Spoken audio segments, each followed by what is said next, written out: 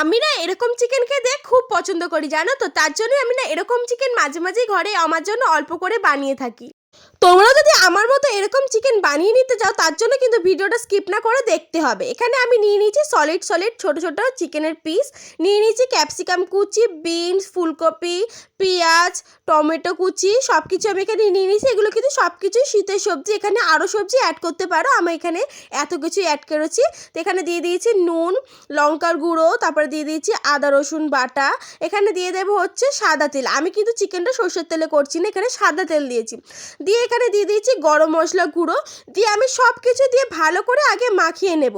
ভালো করে মাখিয়ে নেওয়ার পরে এটা তোমরা মাখিয়ে ম্যারিনেট করেও রাখতে পারো বা একেবারে ডাইরেক্টও করে নিতে পারো। মাখিয়ে নিয়ে আমি এখানে গ্যাসের মধ্যে বসিয়ে দিয়েছি। ঢাকা দিয়ে দিয়ে আমি এই চিকেনটা করে নিয়েছি, সব কিছু সিদ্ধ হয়ে গেছে। রেসিপিটা তোমাদের কেমন লাগলো আমাকে অবশ্যই জানাবে, ভালো লাগলে চ্যানেলটা একটা সাবস্ক্রাইব করে দেবে। টাটা।